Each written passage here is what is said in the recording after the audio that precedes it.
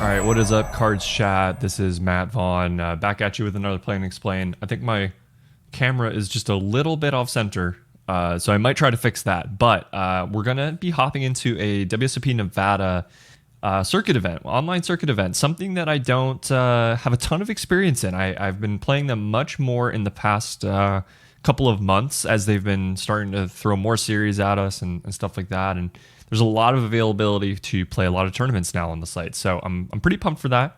Going to be a little different than the normal. I don't know if this is going to be a really short video or a very long video. It very much depends on how things go. And this is a turbo deep stack with 2 reentries, and I will be firing the max reentries no matter what, basically. So hopefully we get some good content out of it.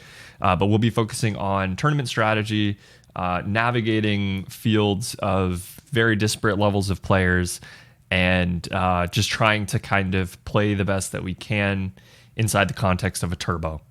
So with that out of the way, we're here in the action. Didn't miss much but an orbit here as I was getting set up. You can see we're still an off center, and everything's off center today. My hoodie's off center, my webcam's off center. Nothing is centered except for me. I'm totally centered. So just to talk a little bit about strategy in the early going here, you can see we start out at 1530 blinds. We are pre-ante. So what does that mean? It means that we're not as incentivized to go after the pot pre-flop. And without the blinds and antes, there's no incentive to go for it. Everybody could just play aces only. But given that there are blinds, there's some incentive. We should play some hands, but we can play tighter than normal. Once the ante comes into play, we should loosen up. And we'll also see that stack sizes as they come down will mean that the blinds and antes are more relative to our stack. And so that's also going to lead us to widen up as the stacks get shorter throughout the day. Sorry if you can hear my mic stand moving around. But we're gonna keep it sort of chill right now. I'm probably just gonna tune in with you guys as interesting hands happen. You might see my stack fluctuate some. Do not be alarmed. You have just time traveled into your future, my past. Well, it's my future now, but it'll be my past late. You get it though, right? You get it. So yeah, we're in for one bullet. I'll update down here on the overlay if I end up in for multiple bullets, but you guys will see the all-ins, I promise. So given that, let's keep going. This one, by the way, is not going to be a defend, as we see multiple limps and then these aren't even limps. Min raise and then a very big 3-bet, very easy fold. I'm not going to go over every pre-flop spot, but these are types of spots where people might think, oh, we're super deep, we can like peel and try to flop something, but in reality 10-6 of spades has just so much reverse implied odds, so much going against it, basically. So we're going to leave it there. Find ourselves with a playable hand here. Flatting could be okay, but I would mostly reserve that for if we were against under the gun. Here I'm just going to go for a little over 3x here, between like 3.5, and happily just take it down here. We don't really mind that at all. I mean, we're not really fighting for a lot of blinds and antes now, but we'll take every pot we can get in tournament poker. So we end up with another playable hand back to back. This one is probably just going to be a call in the early stages. I think that 3-betting back to back, we also get fewer folds, which nines will want some folds from maybe some hands like king, jack offsuit, things like that have decent equity. And it's a little easier to go multi-way here. Now here we probably do have the odds to set mine. The button is a little shorter than we'd like, but if this goes multi-way, we'll happily call and set mine. Here it's just an easy fold. Now I imagine we see them get this in, but yeah, I mean, it'll be interesting to see kind of like what hand types are willing to just rip it in here. They do fold, so that's interesting. So they found a squeeze fold. I'm gonna add a quick note on that. Button versus MP open and 2 calls. Pretty interesting one. Doesn't necessarily tell us a lot about this player, but if they keep doing it, it could mean that they're going about it pretty wide. All right, not too much has happened here. I think that this hand, if it folds to us now, could go either way. I mean, it could honestly go any way. We could 3-bet, we could call, we could fold. It's a hand that'll play fine. multi-way, but the more multi-way it goes, the worse it's going to perform. Kind of leads me more toward a 3-bet. It just looks pretty strong. So I think we're going to do it. A little under pot seems good. I mean, we just have to make it so big is the problem. And I just don't know if we actually get it through that often. But if we can get heads up, that'd be great. The issue with spots like this is we don't really have blockers. And this hand, it probably functions a little better when it's just a raise and it folds to us, because then, well, getting it through the opener is really important. But if it's just the opener and us, we don't really mind them calling because our hand's playability matters more.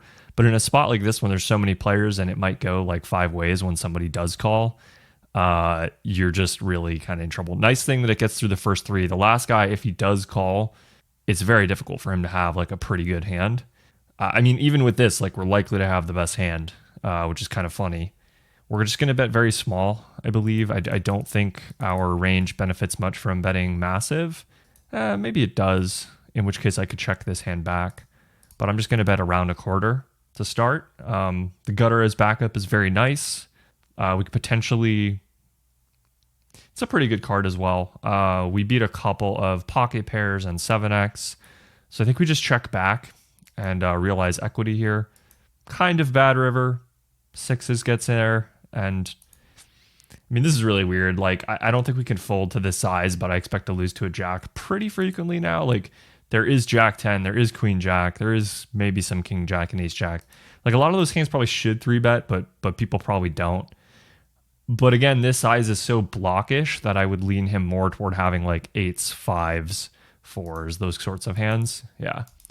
So that's a pretty nice pickup for us. Obviously, like quite lucky for it to go exactly as it did.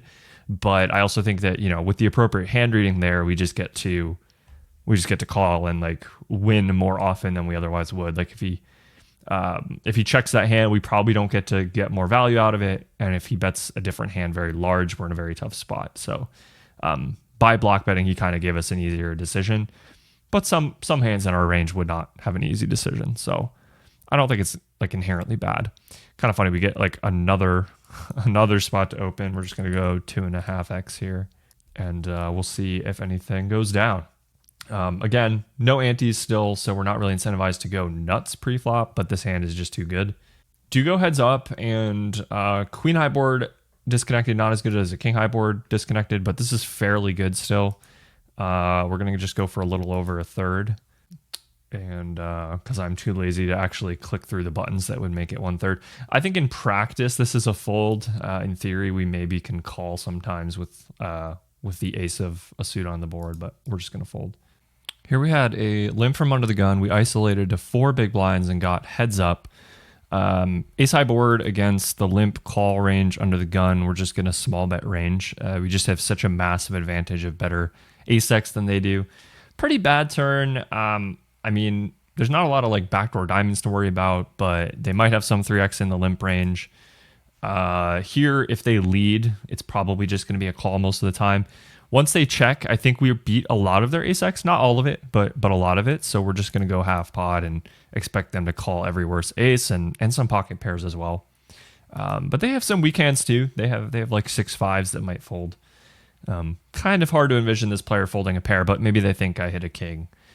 So yeah, nice to take another one down. It's been smooth sailing so far. 153 entries and 148 still in. So we're very early, but it is turbo, so it'll pick up. It'll really pick up. All right, so we're seeing most likely at another multi-way pot. This one's going to play much better as a call though. We can make nut straights, nut flushes. And when we 3-bet and get called, we're probably often dominated. But in kind of like a reverse implied odds sort of way. Plus we're small blind, only big blind is left to act. They won't squeeze super often here. Yeah, so let's see what happens. That's a good start. That is a very good start. Now, some people will get a little overexcited here and they will try to super fast play this. If there's a C bet, they'll always raise, get it in. But we have to keep in mind that if we face a C bet and we raise, when we're getting called, the ace on its own is never good, pretty much. And so when we're this multi-way, people are going to mostly stick to significantly better hands for value, or Worse hands as a bluff that will fold. Very occasionally someone will spaz and get it in with like the king high diamonds, and we're just in amazing shape. But I think that's super unlikely. I'm going to bet small here, targeting ace 7, ace 8, ace 4, worse flush draws. And there's still better ace X out there. Like, it's not like we just have a lock on the hand now. This is so crazy to see.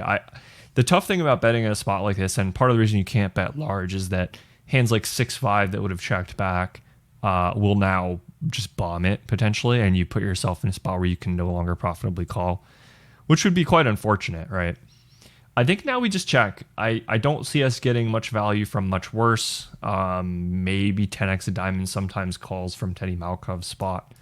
But I think Teddy Malkov can actually have better ace X here. He's the opener, and can certainly check flop with ace jack, ace queen, ace 10. Even ace king could be a check here. So if he does bet, it seems like a good spot to fold. I just don't really think that we beat many hands. I don't think people value bet ace 7. I don't think there are many bluffs.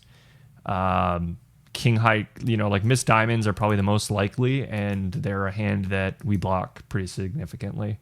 He can even have slow played sets, I guess. Seems unlikely, but yeah, we just lose to too many hands and we beat too few of them. I really hope this guy calls just so we can see. That would be nice. He folds, so we don't get to see it. The only thing is I do kind of have a read on Teddy Malkov that he's a little bluff happy, but it's just hard to find the bluffs there. Like, you have to really want it. You have to really want it there. So as I like to say, we've been rewarded for that fold with a premium. Obviously, that's not how poker actually works, but we see the limp under the gun. Still no antes in play, and we end up seeing a raise from a player who only has 50 big, so that's actually somebody we could potentially get it in with. Well, that's not super fun. I mean, we can't fold. 4-betting is very awkward, though. If we 4-bet and there's a jam and a rejam, we really don't like our spot. So I almost don't even want to 4-bet. I kind of just want to cold call and see if it goes like jam, rejam, and then we're a little under-repped, at least marginally under-repped. It's a weird one. It's a weird one already. And a limper in the pot, too, who's like might have aces in range. This is so weird. This is just so bizarre. I imagine this will go jam, and then I don't really see us folding. He just calls. That's super scary. I mean, it's going to be aces a lot, right? I think it has to be aces a lot, but at the same time, I don't know. Folding seems outrageous. He just doesn't have to have worse hands that often. Man, this is such a weird one. I mean, like, it's maybe we call and then like get it in on safe flops, but there's not a lot of safe flops, so I think we just have to like push our equity. I hate it though. I hate it. I think we run into aces a lot. Yeah, it's very unfortunate. And we don't even have clean hard outs. Gross. I mean, this is one of those spots where like if it wasn't the exact configuration of stacks, we just never get it all in there. But because of the exact configuration of the stacks, it makes it so that he can have more hands. I should probably just get away there. Honestly, like those are the spots that I just talk myself into getting it in, because like we have such a good hand. We're never supposed. I mean, I don't think he's really supposed to ever flat there, and he might only do it with aces. He might literally be aces only. Here we can get it in. We have a little over 10 blinds, and over this open, it's fine. I mean, it's not great, but it's fine. And we'll certainly be rebuying if we get called off. That's a spot where I almost want to get called, just because then I can either rebuy and have a real stack, or I'm out of the tournament, so it doesn't matter. Well, not out, but rebuy having a real stack, or have doubled up to something reasonable. So kind of unfortunate. I've had so many spots like that in these circuit events lately, like just moments where I have so close to the top of my range. And this is maybe why I should have just 4-bet, because if I 4-bet and then it goes like fold jam, he jams over the top, or even fold jam and then he calls, it's a little more like clear cut. Like I could have maybe just clicked it, 4-bet clicked it, because they're just so deep with no antes. Like the ranges are quite tight. But the nice thing is I'm never going to get in with jacks there. And so I just end up with the exact hand that I torch with. Like kings is just a get in. You have to. You cannot fold kings there. And then like ace king off, like ace king suited and pocket queens are like the only hands that I torch money with there. And queens is more of a torch because with ace king you at least block aces and they can have queens. All right, so here we have at least an easy get in, and hopefully we get called this time so we can either be more than oh, that's super scary. That also feels like a very strong hand a lot of the time. That's like tens plus a lot. It's so weird. You kind of want them to fold, but if they call, you at least have a shot at. Oh man. So I really didn't think we were going to win that one. It just didn't really seem possible. Once he turned the gut shot, there was no shot, right? All right, so we're back in. It's, it is what it is. At least we have piles of chips, and at least this is one of the smaller circuit events. It's only 215, not the 1K from a few days ago that I also got kind of screwed in actually. But we'll be back at it. Hopefully, we have a couple of quiet levels until the antes. It's so hard to get all in before antes, and I just keep finding ways to do it in these tournaments. So, yeah, hopefully, no news is good news for a bit here. Another weird one with a set of limpers, and we're gonna ISO very large out of the small blind. This hand just won't play that well multi-way, so I think if we're not comfortable raising it, we're just gonna fold. The only issue is this limper limps a lot, so I think they'll actually call pretty frequently, and so the odds that we still go multi-way might be higher. But when that happens, I think we're still dominating a lot of hands, like Jack 10, Jack 9 suited, some weaker kings, and I don't think the limper has a lot of hands that dominate us. Could be wrong there. It's tough to really say, but we get to represent a pretty strong range, and now there's a lot of dead money in there. This is a very good flop. And we could probably bet range on it, but I'm actually going to get a little bit trappy just because SPR is small anyway. And because I have no 6x here and the opponent can. This bet size is kind of funny. So we're going to play this a little bit weird. And now that he has the betting lead, I am going to check again. It goes check, check. And unfortunately, now we're chopping with every king. And that's, we're just going to keep running kind of bad. I think we still have to bet and get value from pocket pairs. But we probably have to go a little on the small side for that.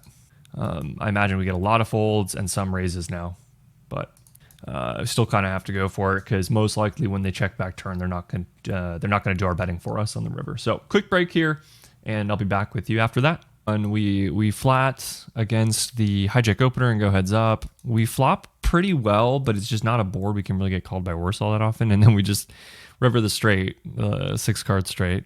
Where again we just can't really get a lot of action. So we'll bet 1/3 here and hope to get called by 2 pair, I guess. But he very often has a pocket pair or ace high or whatever that's just going to snap fold. Here we open and get a defend from the big blind and a board that we can see bet pretty wide, but we probably need to have some big bets in here. I think this is a decent one to do it with. We can start pressuring a 10 or pocket pairs, and we just have so much equity even when behind. So. But we just get to take that one down. Kind of nice to have an uncontested one. And you can see, guys, the blinds are just skyrocketing up here. Not too much has happened in the meantime between sort of like the big spots that you've seen. And we're already at 200, 400 here. I think it might be like 7-minute blind, 6-minute blind, something like that. Maybe it's 8, but it's going fast. And one here, so many limped pots, it's absolutely nuts. I think we would be remiss going anything less than 5x here. But I think 5x is probably fine. I imagine the original limper will do a fair bit of calling, and then the players behind will fold a decent amount to the size, but maybe 6x is better. We do get through the original limper, and that's fine. If we just go heads up or take it down, that's totally cool. There's a ton of money out there not money, chips. It's not money yet. There's a lot of chips out there for us to just win, and it would be a fine result if he folds. This is almost not a great result because this player will have a lot of pocket pairs, probably some decent suited Broadway that connects with this board. We don't have a heart in hand, and now the pot is very inflated. However, I do think we get to do some pretty big bets here, and I'm thinking that this might be an okay spot for it. We can just, I'm sorry if you can hear the garage sounds there. We can probably just bet pretty big and then fold to a jam. It's just kind of sucks if he doesn't, if he just calls. Like we're in a really weird spot if he just calls, but we get to represent a pretty strong range by doing this. And unless he has a queen or a very strong draw, he should be in an uncomfortable spot here. But unfortunately, he just, I don't know why people do this. It's like you're essentially putting me all in, but you don't want to look like you're putting me all in. But we are going to have to fold this one. People will just go with a queen, or, they'll get it in with a draw that has, more equity than us, basically. It's also noteworthy that I think when we make it the size that we do, people don't really expect us to make it that size and then fold, which is a kind of nice element of using that size as a bluff sometimes. He just will play a little more face up than he probably typically otherwise would if we just made a small bet where somebody could have some check raises with air. They could do this and that. They could do several different things that we would not really know where we stand with ace king, probably have to peel. Meanwhile, we do risk more betting large there, but I think we get a lot of clarity, and we also just get to take it down against a lot of hands that otherwise might not really give up against a smaller bet. Unfortunately, though, we are cut down here to just 20 bigs, and with the blinds rocketing up and only one more rebuy available to us if we want it, things are not looking good. We're going to need some help. We just haven't, honestly, like, you guys haven't even missed anything. I've pretty much put every single hand I've VPIP'd in, besides the ones where I just like check fold a flop. And so you really haven't missed much. It's just been unfortunate so far. All right, so here we have actually a somewhat close decision, I think, between just raise, get it in, and maybe even limp, get it in, and just open jamming. I think that it's a little hard to get called by worse too often, so I like raising and just getting it in because we still perform okay against a jam. We will rebuy if we bust here, but we're not really exactly like loving this spot, obviously. I'm not sure if this is flickering on your screen. It's been flickering on my screen. Hopefully that's not the case. End up multi-way, and we get a flop that's okay for this hand. I think we can probably c-bet or check. Check jam also seems feasible, just because we block a lot of the hands that definitely get it in with us. And we have okay equity when, not great equity when called. It might be a little on the thin side, multi-way, but we are actually ahead of a good amount of diamond draws. Not that hand. That hand we're pretty far behind. So we'll be rebuying one last time. It's our last bullet available. We have not run good. No, sir. By the way, it's worth noting that this is a player who's limped in like infinite hands. So it's not as though they always have top pair here. They're not even necessarily concentrated around Broadway. If it was a different opponent, I would be more hesitant to do what I just did, although it might still be okay. I'll probably look it up on GTO Wizard right after this, because I think it's a hand worth looking at for sure. People may not stab enough there multi-way as well, and multi-way is already kind of weird. We do get a defend here. Again, multi-way is not fun, but we still probably have to at these depths and against a min raise. Ace of Hearts is good here, but against a big bet, we can just fold. And just like that, we're pretty close back to 20 bigs here. If button folds, which will be rare, but if they did fold, we could probably just raise fold this hand. We could also limp fold it as well. This one we get to open raise. I'll probably try to include every single hand that I decide to open or limp or whatever. Now that we're pretty short and it's likely we'll bust the tournament.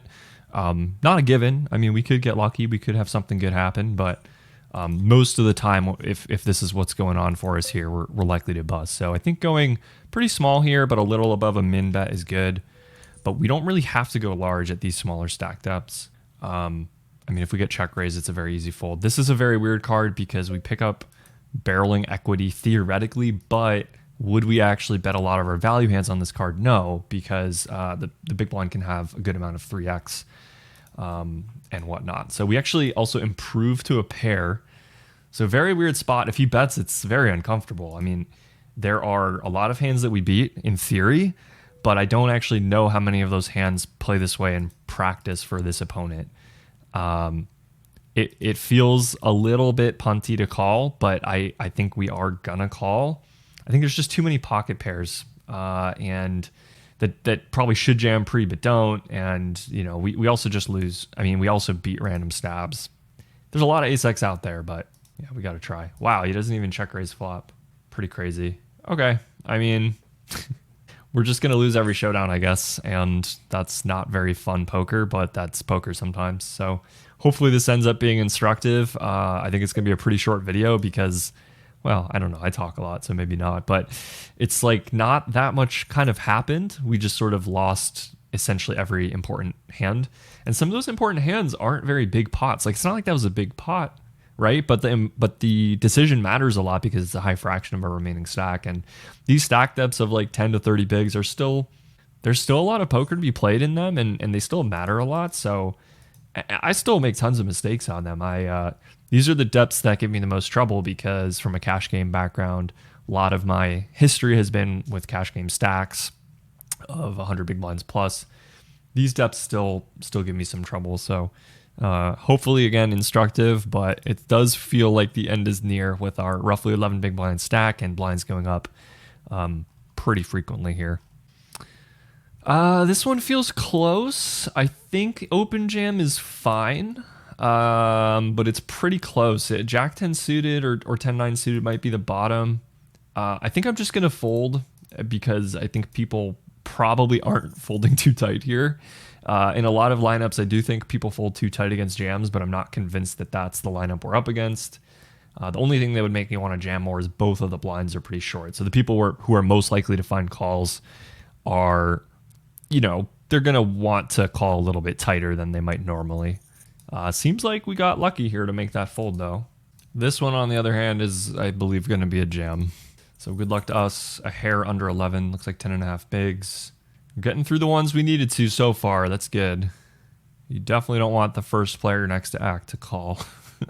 You don't really want the cutoff to call either. All right, this is good. This is a good situation. We can get called by worse now. Whereas before, it's pretty hard to get called by worse. We could be flipping. Oh, no, that's really bad. That's really bad. All right, well, we're going to call it there. No more bullets allowed to be fired. We're in for the maximum of 2 reentries, and unfortunately, just nothing we could really get going there. As you guys saw, it just sort of became the World Series of not winning any all-ins. So yeah, I mean, could I have played better in that one? I think I could have. I think that pocket queen's hand is going to be burned in my memory for a while. I think it's actually probably a pretty substantial mistake, just because if people are weighted to aces and your equity is so bad against aces, you have to make up for it a lot by them having weaker hands that they would actually jam pre. So if they're jamming jacks and tens like 50% of the time and they just cold call, or not, excuse me, not cold call, but they 3-bet and then call the 4-bet, it's just tough. It's tough for them to really, for us to be in good equity shape there. So I think I would have preferred a click back of against the 3-bet, and then, maybe I end up sort of getting it in anyway, potentially. But yeah, just an unfortunate one. It sucks when the run out. I think the run out on that one I would have gotten stacked anyway. But that's just not really the way to play poker. And I get more upset personally with mistakes than from losing the pot itself. Like that king jack offsuit that I just jammed, it might be like 1 pip outside of what's okay, but it's going to be okay. It's not a big mistake. So I don't really mind busting that much. And hands where I get it in on a cooler, I don't really mind. But that queen's hand is not a cooler per se. I think we had enough info there to maybe play it differently, and maybe we still bust that bullet, but I don't really like how we played it. So I hope there were at least some instructive moments here. I plan to do more of these going forward.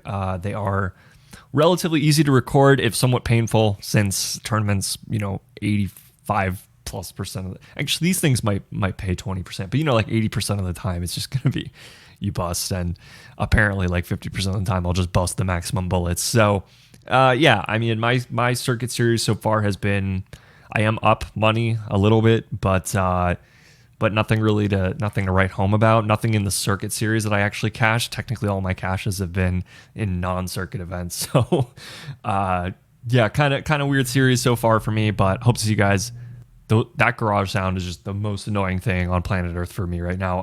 Anyway, hope there was some value here for you guys, and that we'll see you in another video soon. I've been Matt Vaughan here with you with Cards Chat, and I'll see you in another video very soon.